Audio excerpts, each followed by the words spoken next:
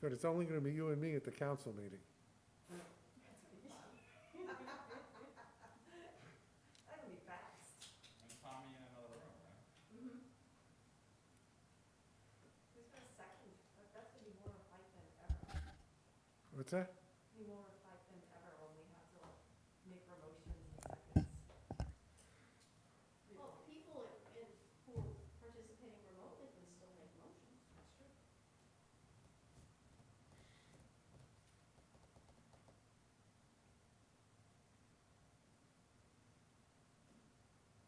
I am ready. Shall I go next door? See how we're doing? Ready to go? Why do you have to go next door? Guys, we're ready. Okay. They're rolling. Why did you have to go next door? Have an intercom. All right. Welcome, everybody, to the Rye Town Park Commission meeting of August 26, 2021. Please rise and join me for the Pledge of Allegiance. I pledge allegiance to the flag of the United States of America and to the republic for which it stands, one nation, under God, indivisible, with liberty and justice for all. Please remain standing for a moment of silence in respect to those American soldiers and others who were killed in Afghanistan today.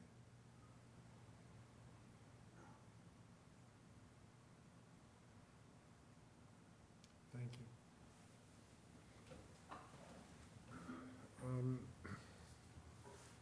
You'll notice, members of the public, that we are up here wearing masks.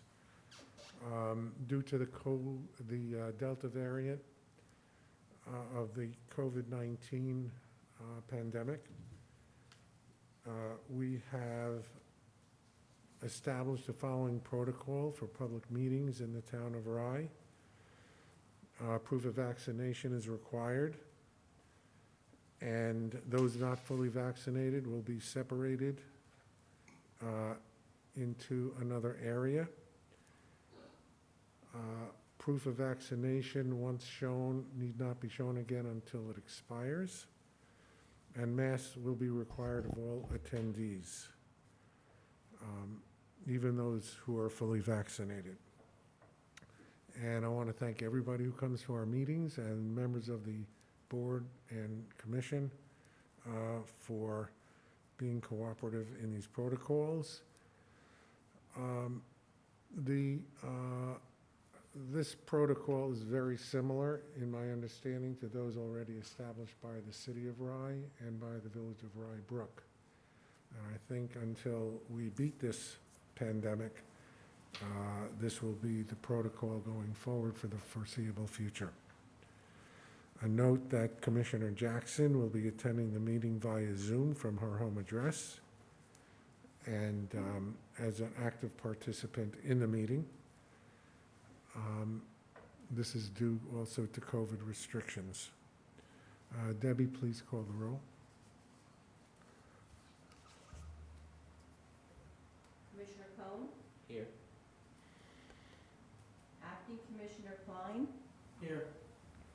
Commissioner Jackson, Here. President Zuckerman. Here, we have a quorum. The first resolution, as usual, is adoption of the minutes of July 20th, 2021.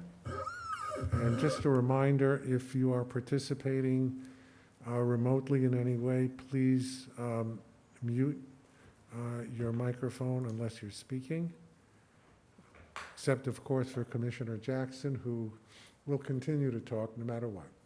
Right, Lindsay? Okay, thank you. Motion to accept the minutes of July 20th, please. So moved. Second? Second. All in favor? Aye. Are there any, is there any public comment on non-agenda items? Debbie, anything in Facebook? You know what, I didn't bring it up, I don't know. All right.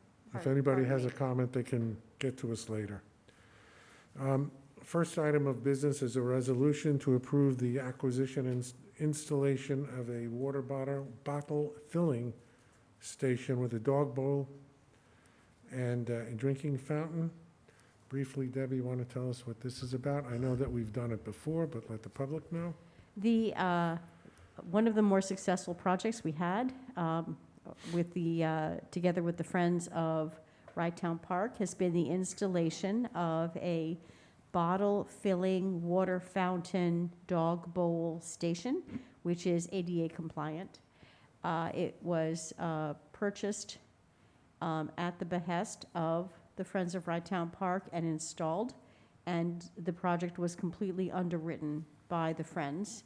This is currently at the North Gate, right by the North Gate ticket booth. It was successful, and the Friends of Rye Town Park have written to us. They have raised the funds necessary to put a second station in place of an existing water fountain right by the bathhouse. Thank you. If there's no other questions, may I have a motion? Jason, you have a question? Just quickly, I'm guessing the water fountain that's currently there is working fine, so we know that the water gets to it? It is working fine. Okay. I would say it is not ADA compliant, and Right. there is no facility for filling water bottles. No, it's more, I was just concerned to make sure that the water is actually getting to Oh, it. yes, it We is. know that that's happening. It is Okay. currently in use, yes. Great. All right, thank you. Motion and a second, please? So moved? Oh. I'll second. All right, thank you. Deb, please call the roll. Yes. Commissioner Jackson? Yes. Commissioner Cohn? Yes. Acting Commissioner Klein? Yes. President Zuckerman? Yes, thank you. Our next item is adopting a negative declaration. It's actually, and declaring the Park Commission as lead agency and adopting a negative declaration for the work that we're planning to perform at Rye Town Park, for which we have submitted applications to both the county and the state, which includes restoration and preservation of the bathhouse, both interior and exterior, construction of ADA compliant restrooms at the tunnel level, acquisition and installation of access mats at Oakland Beach, and repairing the parking lot. The original resolution was modified slightly at Mayor Cohn's request, and the EAF was also modified at the mayor's request, and rightfully so. And with those modifications, may I have a motion and a second? I'll make the motion. Lindsay, go ahead. I'll second. Thank you, Lindsay. Please call the roll. Yes. Commissioner Cohn? Yes. Commissioner Jackson? Yes. Acting Commissioner Klein? Yes. President Zuckerman? Yes. Our next resolution is to engage Mace Contracting to install basically the roof and the stucco at our new ticket booth, which was delivered a couple of weeks ago, our prefab ticket booth. And those of you who have followed the torturous story of getting this ticket booth into place will understand that the price that we're approving today of not to exceed $34,000 is a good one. We've had comparable prices well over $80,000. We have gone out to bid for the entire ticket booth and ultimately settled on a prefab, which is an excellent booth, by the way. And this will finish it off with a roof and stucco to match the existing historical exterior of the other buildings. And as I say, the not to exceed price is $34,000. The actual booth itself costs less than $20,000. And when all of this started, I don't know, how long ago, Josh? 2 years ago? A year ago? I thought the price should be around $50,000, and we're coming in at about 53 or 54,000. So that's not too bad. I like the selection of Mace. They're a fantastic company, and I know they've done great work on the playland side of the park, so this would be a continuance of that. Yeah, they do have an excellent reputation. I think we're lucky that we got a good price from them. So thank you. May I have a motion in a second? Yeah, I'm just seeing this, Gary. I don't know when this was distributed. This afternoon, I sent an email earlier today when I Well, got the I was price. not sitting by my email this afternoon. Okay. I had voiced opposition, actually, to the tile roof and stuccoing of the ticket booth, and really remain in that position. Our old ticket booth was just a ticket booth. We weren't dressing it up. We have acquired a serviceable ticket booth, and it's functional, looks pretty nice to me. I'm not sure why we're taking this any farther. Well, for one thing, this is what was approved by the Architectural Review Board. So we're probably in violation of what they've approved, number one. Number two, it certainly does not comport with the other buildings in the park. Number three, although the roof is currently watertight, it is not a finished roof, and the exterior of the building is Tyvek, basically. So it needs to be finished. I'm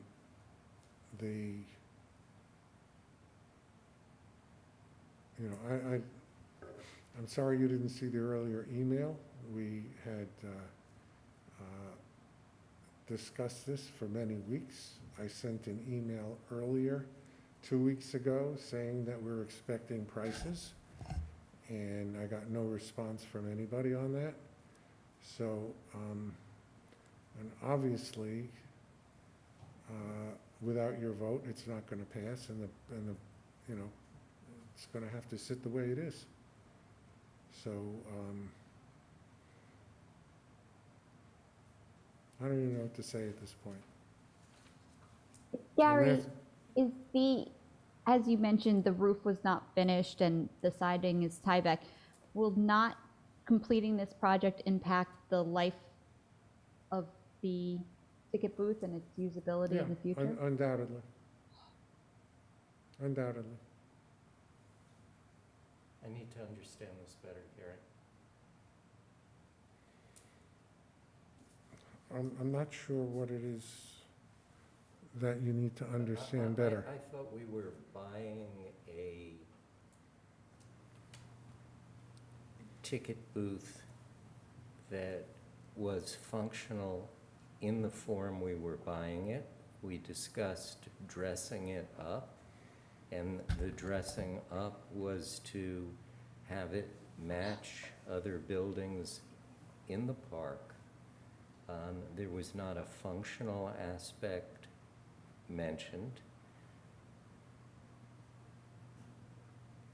My thought was the ticket booth has never been historical in visual aspect, and we find ourselves spending an enormous amount of money in the service of the landmarked buildings and maintaining the landmarked buildings, and actually extending the look artificially to other buildings that we'll have to maintain and other structures that we'll have to maintain similarly over time. Just doesn't seem like a great idea to me. Well, all I can say, Josh, is that, I obviously disagree. The Friends of Rye Town Park had submitted a letter to us a couple of months ago when this was originally discussed, supporting the idea of making the ticket booth compatible with the other buildings. And I think that we possibly will have a shortened life for this building and have to get another building in the future. Not possibly, let's find out. I had understood this to be an all-weather, freestanding structure that we were buying. And It's that- all and- weather, up to a point. It was never intended that we weren't gonna put a roof on. Maybe you are the only one who thought that, you and Emily, but I've written emails, I've spoken about this, there's never an objection until finally. Gary, we objected at a public meeting when this was discussed. There's no burden of continuing to maintain objection. This appeared in resolution form a couple of hours ago. I was in meetings all afternoon. It appeared in resolution form a couple of hours ago. I had sent an email earlier because we just got the final bids in today. So basically, Well, I'm sorry. fine, we'll pass this on.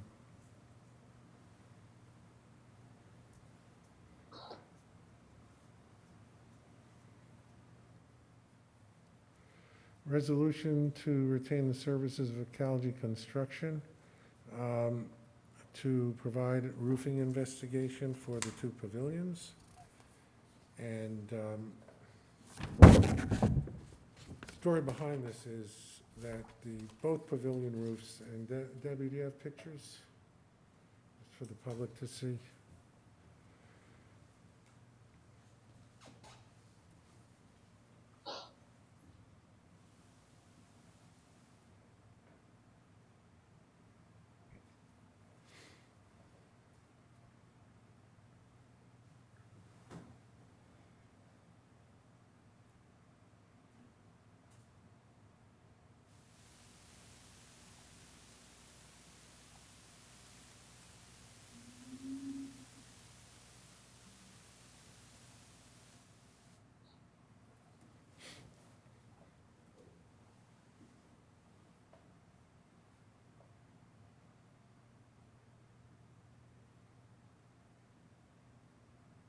I don't remember how to bring the screen up. Could somebody from the control room give me an assist, please?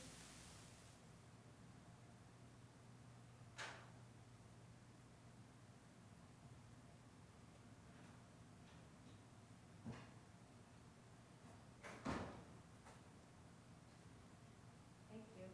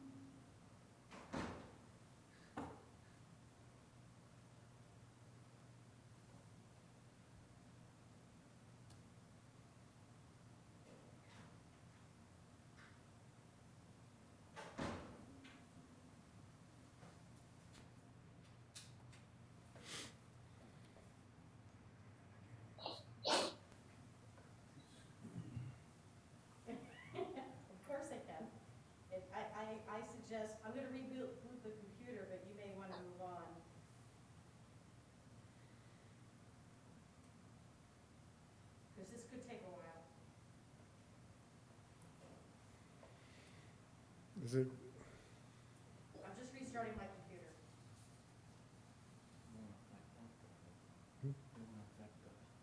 I can't hear you, Jason. I was gonna say, that won't affect this, will it, the meeting? Actually, it should come up here. Oh, okay.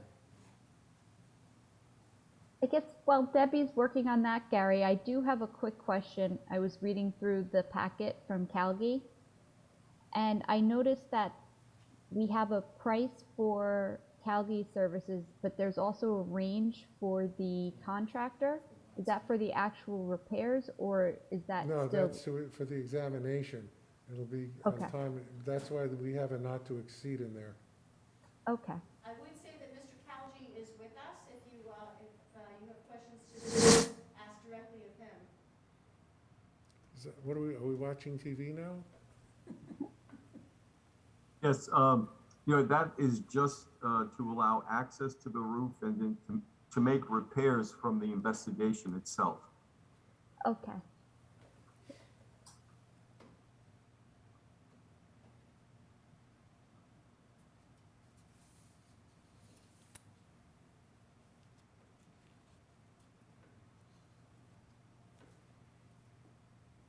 And these photos, Gary, they were taken prior to the storm this weekend, correct? Yes.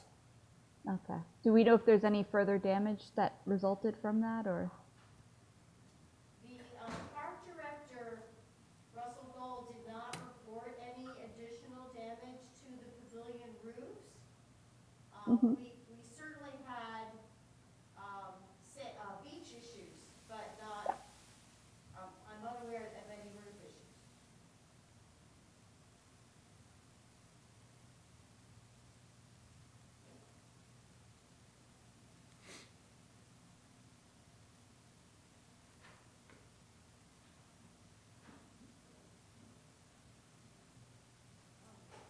It's here, this is what we're seeing.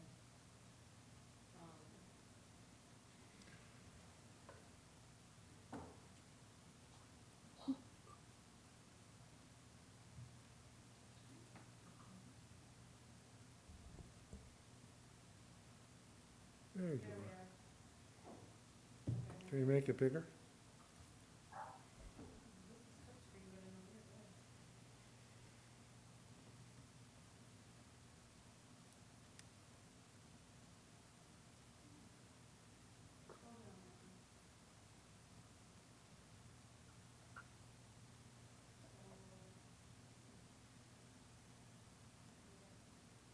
This stuff bigger? It's a different screen. It's a different image. It shows, this is what we need to show. I don't know how, I tried to touch it, but it doesn't, it's not touchscreen. Well, if we can't get it, we'll just move on. Sorry. I mean, we all have it in the agenda package. It's online in the agenda package. I just wanted to see if the, public who's viewing this might want to see what we're talking about.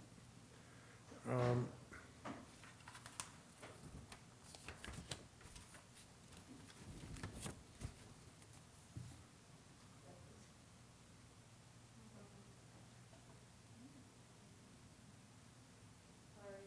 I think that's all you're gonna get. All right, so let's move on to the resolution.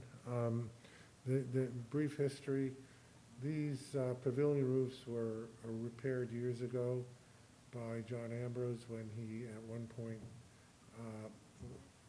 was a concessionaire for Seaside Johnny's. And we have no idea how he did it. I don't think there are any plans for what he did, but it was part of the deal to give him the concession agreement, as I understand it. And they're in considerable disrepair. So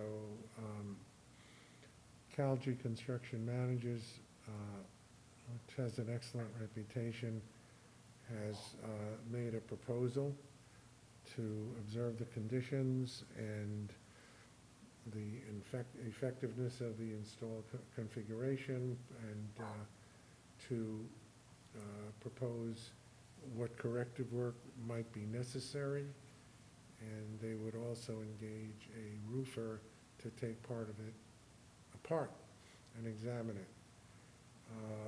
And the total cost for both Mr. CALGI and the roofer would not to exceed $9,800.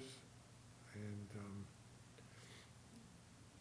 the reason that we're doing this is in preparation to request a SAM grant, State and Municipal Facilities, which I know Jason loves, but we've already gotten several of them. And hopefully there will be no local match required. We had one contractor estimate the roof to be at about $165,000, but that was just a contractor's estimate without really delving into the particulars.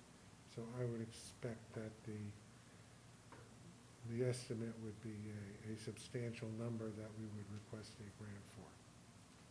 Gary, the Yes. question, the roofer who investigates will restore the roof to the condition in which Yeah, it was before the investigation. yes, into the deteriorated condition.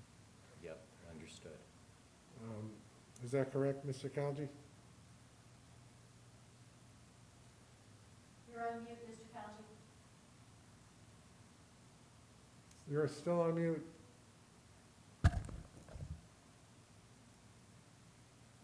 You're on mute.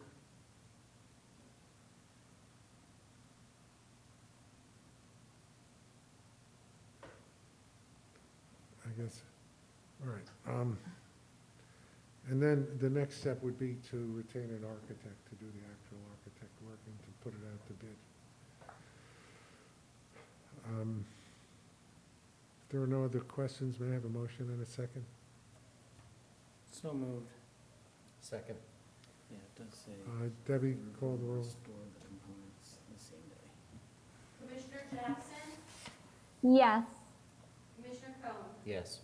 Acting Commissioner Klein, Yes. President Zuckerman. Yes, thank you. The next, I think this is for Lindsay. Discussion of the annual Fall Festival. Yes, and I actually have put something together. Hold on, let me just put it in view. Hold on 1 second. Let me go back. I just want to be able to share my screen. Unfortunately, I'm not there. But we did initiate and started planning for the return of the Fall Festival. It's been a really nice event when we've been able to host it. Unfortunately, last year we had to skip because of the pandemic. But it's really something that the kids and the community enjoy, so we're looking to bring it back for this year. We are aware of the emergence or the reemergence of COVID-19. So when people come, it might be a little bit different. Previously, when Sarah had run it and continues to, there's been some traditional events that people typically enjoy. That's the hay ride, the pumpkin painting, the petting zoo. So that we are trying to include this year. But we are taking precautions, obviously, and we're trying to figure out what the best way to proceed is given that the COVID. And one of the things we are focusing on is social distancing. And we are looking actually to have more activities this year for children to participate in. That'll kind of help spread the kids out throughout the park, make it possible for social distancing. Unfortunately, in order to accomplish that, we will need volunteers. So we are looking for members of the community to help us out. The more activities, the more spread out we are, the more children we can have participate in this traditional event and enjoy, just being out and enjoy the park. So I did put up a link here. It's a Seamly application that Sarah was kind enough to facilitate for me. And anyone who's interested in volunteering, whether it be, you know, high school students that need community service hours, or, you know, just members of the community who want to help us out and make sure that we are able to keep this going and accommodate as many children as possible. That's the link there, and we hope to see you there. Actually, and I forgot to mention the date, so I apologize for that. This will be taking place on October 9th.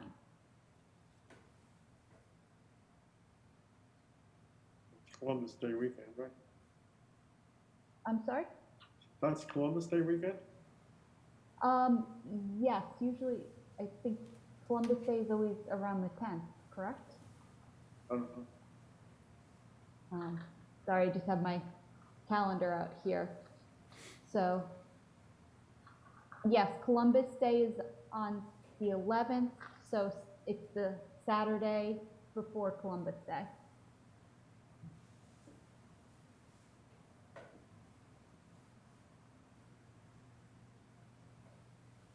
And like I said, once again, you know, we're just preparing and trying to work around the current circumstances. Debbie, Russ, and especially Sarah have been working closely on this, just to bring this to the communities, you know, and allow people to enjoy the park. And that's pretty much it. Thank you, Lindsay. Much appreciated. And thank you, Sarah. Rye Sustainability Committee. I should say Town of Rye Sustainability. You're up next. Perhaps we can have an introduction from Councilperson From- Happy. Claire comes to us via Sustainable Westchester. She's been working with the Sustainability Committee now for 2 years, correct? Pam, into the microphone. Claire, I'm going to maul your last name, Kokoska, is with Sustainable Westchester. She's been working with the Town of Rye Sustainability Committee now for about 2 years on various projects, actually working very closely with one of our appointed specialists, basically environmental specialist, Sylvie Binder. And right now we are doubling down and coming back to our community solar program. It was closed for a while. We did try to get residents to sign up for it, but there was a lot of demand. But now the program is back open to residents once again. You'd like to explain what the opportunity is. And I will say I have signed up for this. There is a small or minor 10% benefit to it. It's nice to get a little bit of my Con Ed bill back every month. So thank you for making this opportunity available. It looks as if Sylvie Binder is also with us on Zoom. Yes. Hi, everyone. I am Claire Kokoska. As Pam introduced me, I'm with Sustainable Westchester. And for those of you that,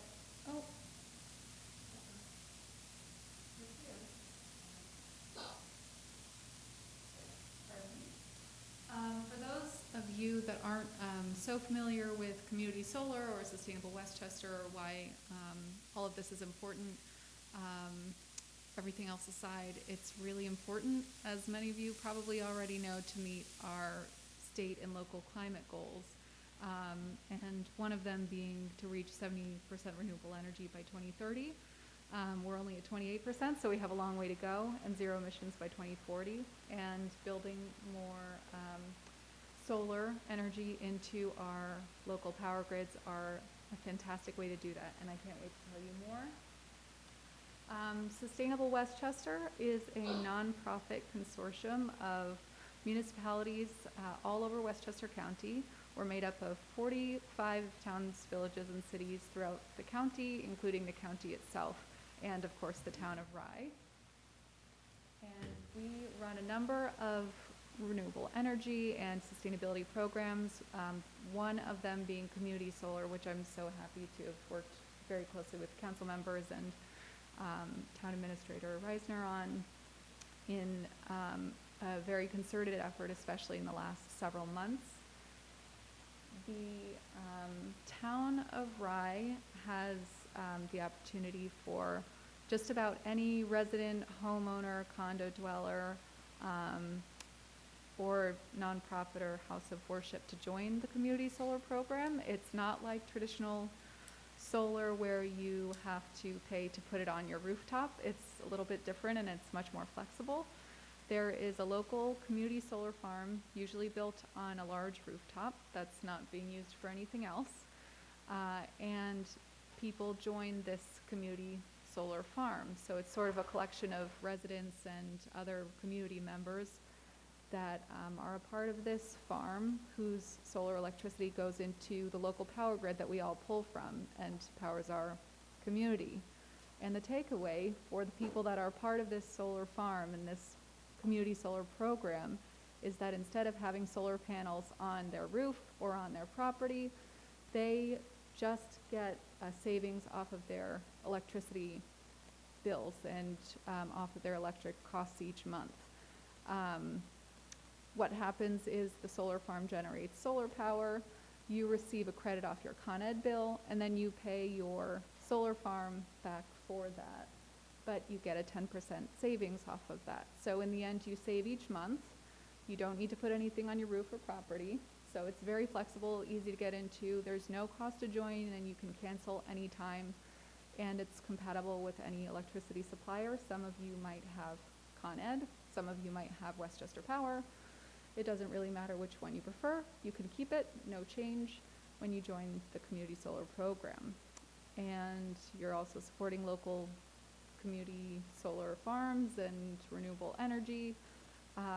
The community solar farms we have available now are around the Elmsford, Greenbrook area, but the nice thing is it really doesn't matter where the solar farm is as long as you are in the same general region as that solar farm.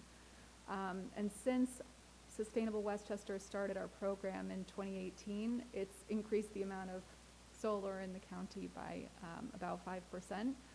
We're the largest community solar provider in the county, and we're really proud of that. And we have a little over 2,000 people enrolled in our program, and we really hope to get more people from the town of Rye to join because it's just a free program, easy to leave if you ever need to.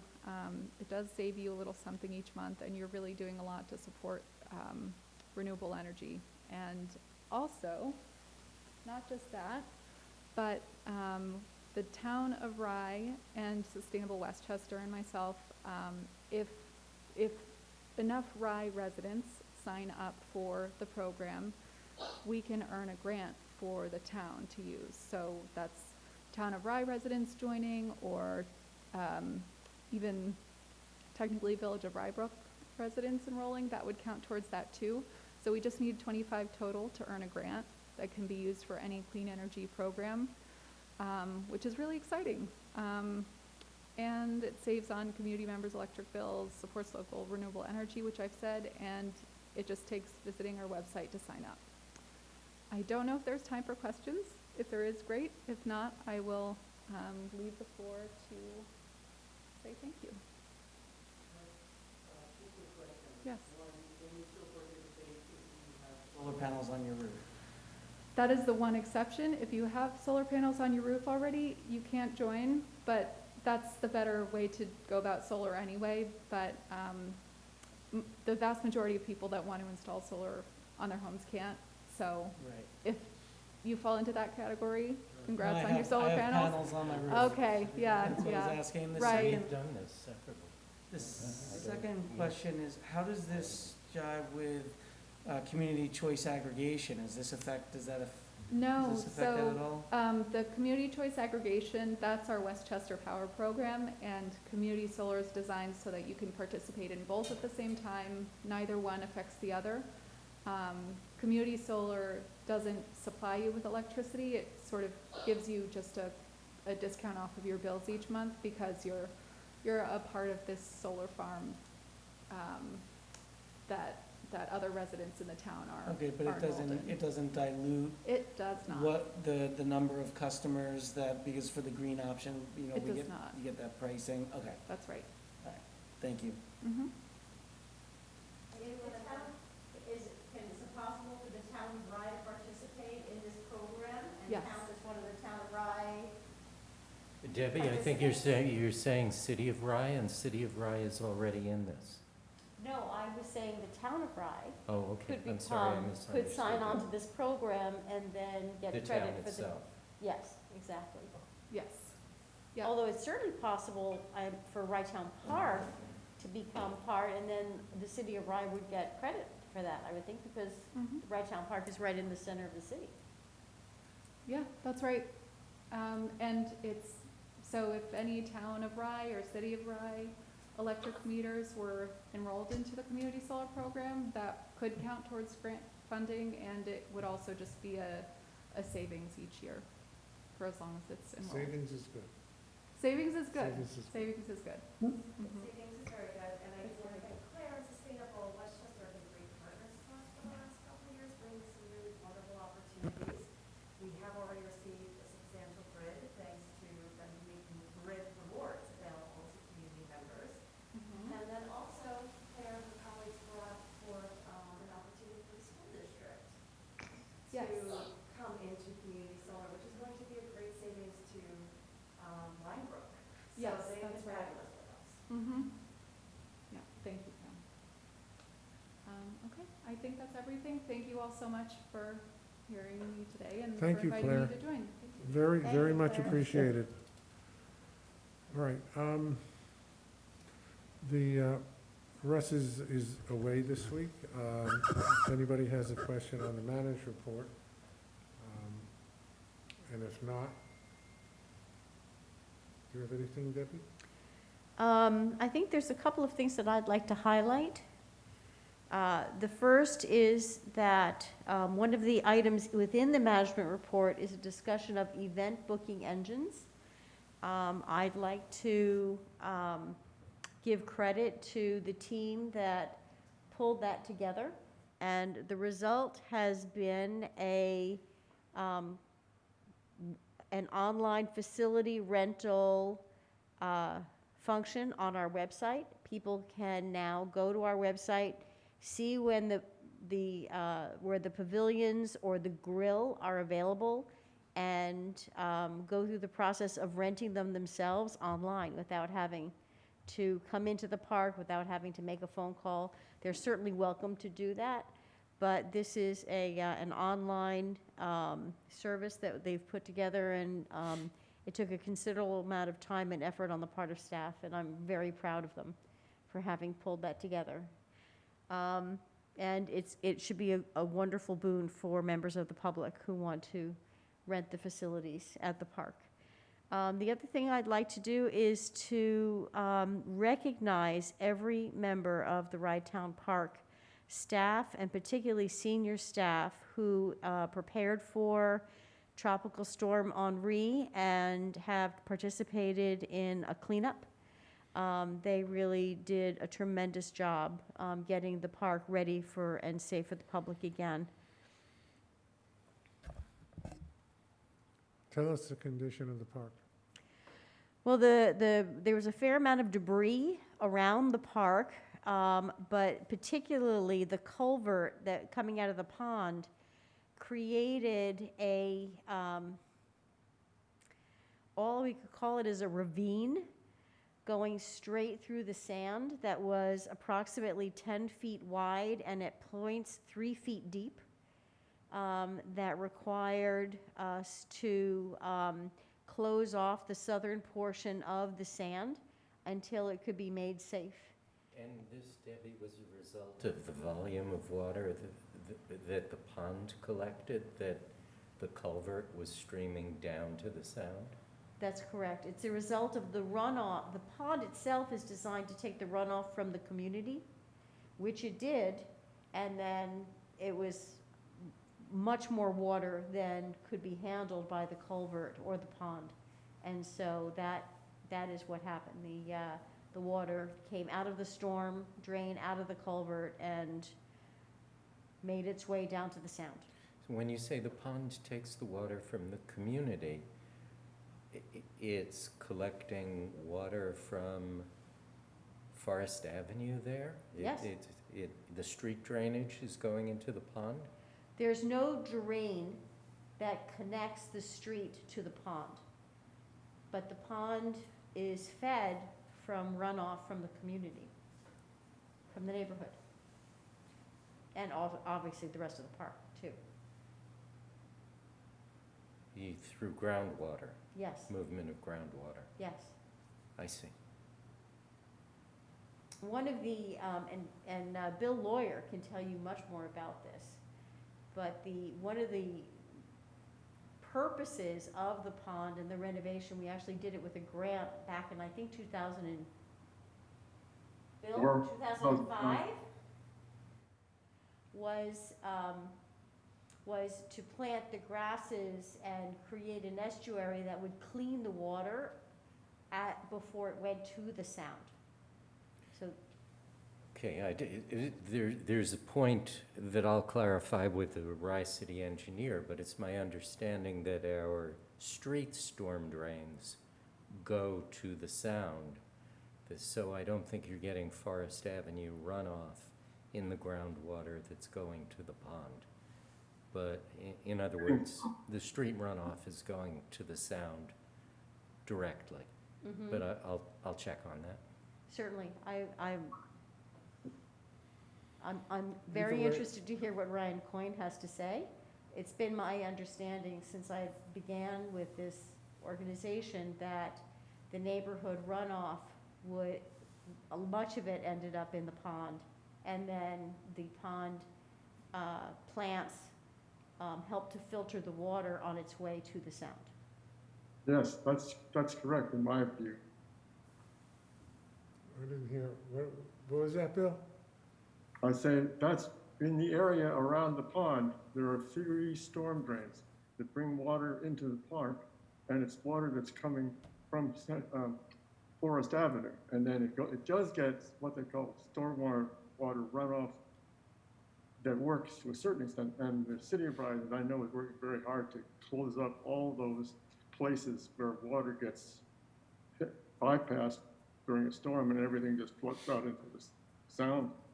It's a very systematic thing, but I will say the town of Rye and the city of Rye has gotten many awards for their work in dealing with these types of issues. And we were at A+ in their last year's ratings. And one of the top beaches in Westchester County. So You're Bill, right. thank you for that, Bill. But coming back to the question, you're saying that you believe that street storm drains feed into the pond? The area around the park, that area that goes from Playland Parkway over to Dearborn, that generally speaking, all the storm drains, what they don't filter out does go into it. But some of it does get filtered out, and the city of Rye, I know, working very hard to take out more. In fact, and I think you were aware of the fact that there was a lawsuit, which I think the city of Rye was able to get permission to put in respect for all the work they're doing to clean up the pond. They will get through that without any nasty negative comments. Thank you. Thanks, Bill. As far as I know now, the condition of the beach has been restored. I know that MTS was out there working, correct? That is correct. Yes, the same company that had been engaged to prepare the sand for the season, I called them in, and they were able to respond immediately and came in with several pieces of equipment that was necessary when our own beach equipment was just not up to the task of filling in a hole of that size. Thank you. Anything, I have one other thing. Anything else from anybody? Josh? No, thank you. Jason? Update on cell towers. I personally spoke to the construction managers yesterday for both AT&T and Verizon. And all the work in the tower is essentially complete. They're waiting now for Con Edison to install meters and turn on the electricity. It is scheduled, unfortunately, for September the 9th. I asked Debbie to communicate with our municipal representative for Con Edison, which she did do, and we're trying to get them to move earlier, but Con Edison is Con Edison. And right now, the turn-on is scheduled for September the 9th. Now, when it actually operates, I'm sure it'll be shortly thereafter, because once it gets turned on, then they have to close out the permit with the city of Rye for whatever they need to do to close it out. So hopefully shortly after September 9th, we'll be operating. Okay. With that, motion to adjourn? I'll make that motion. Second? All in favor? Aye. Aye. Thank you. Next meeting is September 21.